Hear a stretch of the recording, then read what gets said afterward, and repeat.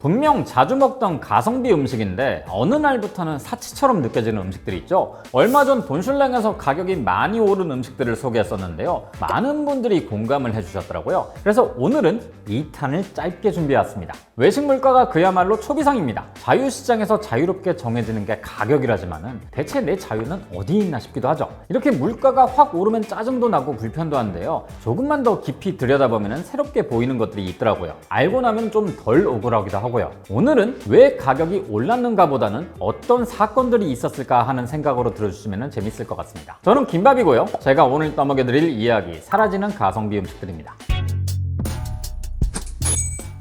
먼저 첫 번째, 계란입니다. 최근 들어 미국에서도 계란 품귀 현상이 벌어졌잖아요. 미국 농무부에서는 폴란드와 프랑스, 인도네시아 등의 현지 대사관을 통해서 계란 수출이 가능할지를 다방면으로 문의하고 있고, 최근엔 우리나라에서도 계란을 수입하고 있다 하더라고요. 이게 남의 일은 아닌 게요. 2021년에 우리나라에서도 비슷한 일이 있었습니다. 이땐 우리도 미국과 태국에서 계란을 수입해서 먹었죠. 2021년 한국과 2025년에 미국이 그야말로 계란난을 겪은 이유는 동일합니다. 조류 인플루엔자 때문이죠. 전염 확산을 차단하기 위해서 수많은 닭과 가금류를 선제적으로 살처분했는데요. 이 때문에 공급 충격이 발생한 겁니다. 우리나라도 그렇지만 계란 가격이 정말 많이 올랐죠. 그런데 가만 생각해보면요, 닭 자체의 전염병 문제라면 닭고기 가격도 폭등을 해야 하는데 이건 또 아니었다는 겁니다. 일부 오르긴 했지만 계란만큼 폭발적으로 가격이 오르지는 않았거든요. 이건 현재 미국도 마찬가지입니다. 이유가 뭘까요? 일단 가장 큰 이유는 생산 주기의 차이 때문입니다. 우리는 보통 10호닭을 많이 씁니다. 무게로 치자면 1kg 정도죠. 병아리가 10호닭이 되려면 한 달 정도가 걸립니다. 미국은 6파운드, 그러니까 2.7kg 정도의 닭을 주로 쓰는데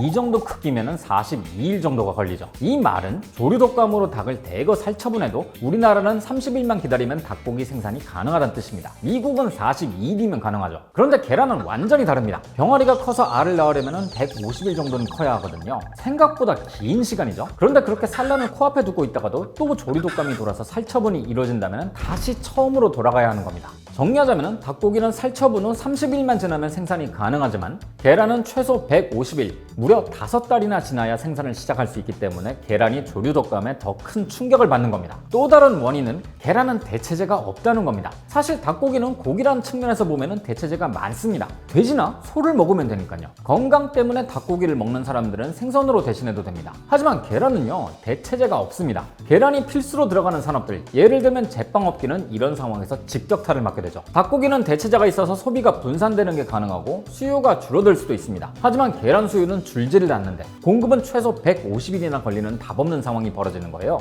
이러니 계란 하나에 1,000원이 넘어가는 비현실적인 상황이 벌어지는 겁니다. 미국의 계란 폭등 현상은 당분간 지속될 것으로 보이는데요. 조류 독감은 비교적 흔하게 발병하기 때문에 이런 일은 언제 어디에서 갑자기 벌어져도 이상한 일은 아닙니다. 두 번째, 붕어빵입니다. 붕어빵 철이 좀 지나긴 했지만요, 겨울마다 말이 나오는 게 바로 이 붕어빵 가격인 것 같습니다. 분명 예전엔 1,000원에 3-4마리 정도는 살 수 있었던 것 같은데요, 요즘엔 1,000원에 한 마리 주는 곳들도 있더라고요. 그리고 붕어빵 수요는 꽤 많은 것 같은데 희한하게 거리에 붕어빵 노점이 잘 보이지 않습니다. 이러니 누군가 만든 붕어빵 지도 앱에 열광을 하기도 했죠. 보통 이렇게 수요가 많으면 너도 나도 붕어빵 장사를 해야 맞거든요. 왜 이런 현상이 벌어질까요? 일단 1차적인 문제는 재료값입니다. 팥이요, 생각보다 고급 재료입니다. 은근 키우기가 까다롭기 때문에 원래도 비싼 작물이에요. 환경 조건을 많이 타고 수확 후 탈곡 과정도 섬세하게 이루어져야 하거든요. 붕어빵은 일본의 타이야끼가 원형인데요. 1930년대에 우리나라에 들어오긴 했지만 대중적인 인기를 얻었던 건 80년대부터입니다. 이때쯤부터 팥 가격이 급락했거든요. 수입 팥을 들여온 덕분이었죠. 당시엔 국내산과 수입산 가격이 3-4배 차이가 났으니 많은 사람들이 수입 팥을 썼고 붕어빵 전성기도 이때 열렸습니다.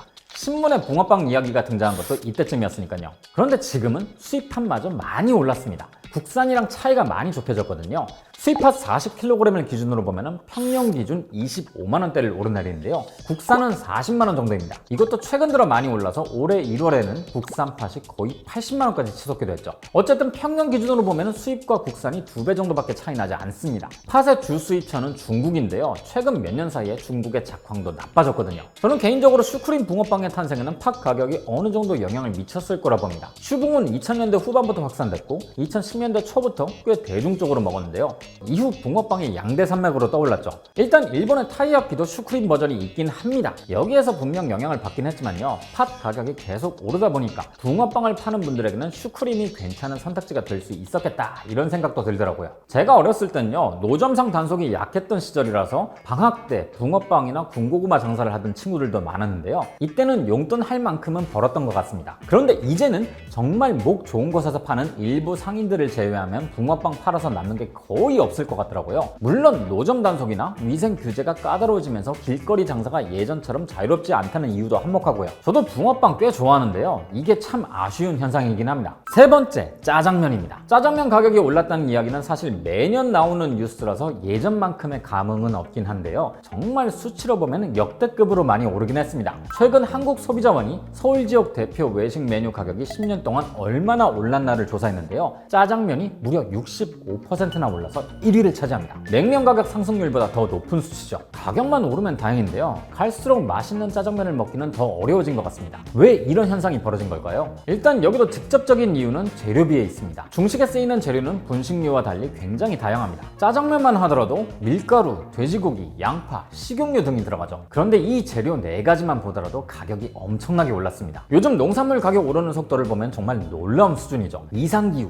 작황부진 등 변동성이 커지면서 언제 얼만큼 오를지 예측이 불가능하죠. 근데 짜장면은요, 10년 전까지만 하더라도 정부가 가격을 관리하고 통제했던 메뉴였습니다. 재료비 상승을 음식 가격에 반영하지 못할 정도로 관리를 했죠. 그래서 물가 통제 정책을 완화하고 짜장면 가격이 정부의 손에서 벗어나는 순간부터 급격하게 증가하기 시작한 겁니다. 여기에 인건비도 영향을 미쳤죠. 2010년대 이후 인건비가 많이 올랐는데요. 세상 모든 음식들이 그렇겠지만은 중식당 주방일은 노동 강도가 대단히 높습니다. 그렇다고 해서 일식이나 양식만큼 뭔가 고급스러운 이미지가 있는 것도 아니죠. 옛날엔 그냥 동네 중식당만 가봐도 주방이 꽉 차 있었습니다. 일단 주방장이 한 명 있고 식사료를 담당하는 조리장, 면을 담당하는 면판, 재료 손질을 담당하는 칼판, 또 튀김 담당까지 보통 이렇게 5명으로 구성되어 있었죠. 각자 서로 잘하는 영역으로 분업화되어 있다 보니 요리의 완성도도 높았고요. 그런데 최저임금만 하더라도 10년 사이에 거의 2배가 올랐습니다. 게다가 중식당처럼 노동 강도가 높은 곳에선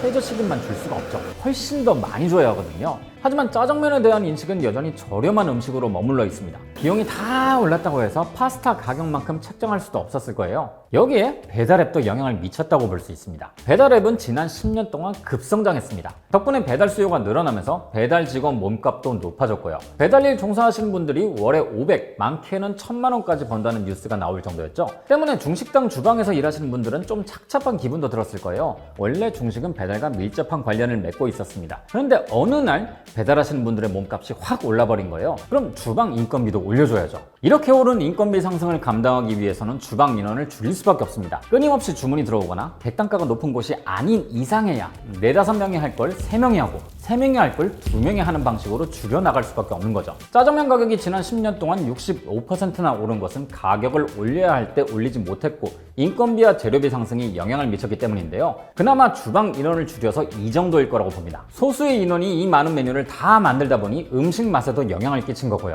이제는 우리가 가지고 있던 짜장면에 대한 인식을 바꿔야 할 때가 온 게 아닐까 싶습니다. 이렇게 외식 물가가 다 올라버리면 정말 어느 땐 짜증이 나기도 하는데요. 이유를 알고 나면 사실 어느 정도는 납득이 되는 것 같습니다. 가격이 오른다는 것은 사는 사람에게도 골치 아픈 일이긴 한데요. 파는 사람도 마찬가지입니다. 정작 소비자들의 반발과 불만을 처리하는 건 사장님들이거든요. 불만만 있으면 다행인데 아예 지갑을 열지 않으니까 사장님들로서는 힘든 시간을 보내는 중인 거죠. 가격이란 재료비와 인건비, 수요와 생산 조건, 그리고 사회 현상이 조합된 결과물입니다. 그리고 가격이 오른다는 것은 이 수많은 요소들이 예전 같지 않다는 걸 의미하죠. 오르는 물가를 어찌할 수는 없겠지만은 모든 가격이 안정화에 접어들었다는 뉴스를 이제는 좀 볼 수 있었으면 좋겠네요. 그럼 저는 다음 주에 다시 뵙겠습니다.